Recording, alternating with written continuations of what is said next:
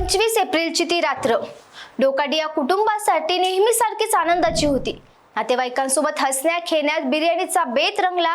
रात्री जेवण झालं, गप्पा झाल्या आणि त्यानंतर खाल्लेलं कलिंगड या कुटुंबासाठी अखेरचं ठरलं।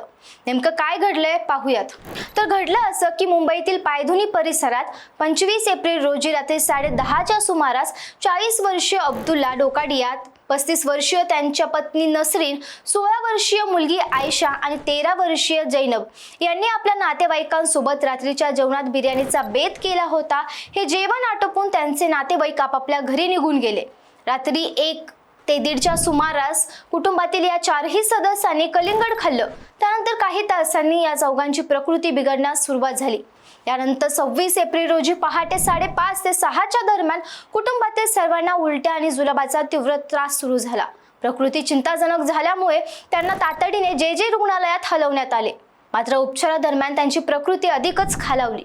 यावेळी सकाळी सर्वात आधी जैनब, त्यानंतर दिवसभरात त्यांची पत्नी आणि मोठी मुलगी आयशा यांचा मृत्यू झाला आणि रात्री 10:30च्या सुमारास अब्दुल्ला यांचाही मृत्यू झाला।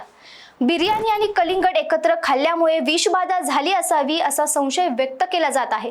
मात्र पोलिसांनी तपास सुरू केला असून अन्नात अजून दुसरं काही वेगळं मिसळलं गेलं होतं का याची देखील चौकशी सुरू आहे। मृत्यूचे नेमकं कारण हे इथोपॅथॉलॉजी रिपोर्ट अहवालानंतरच स्पष्ट होईल।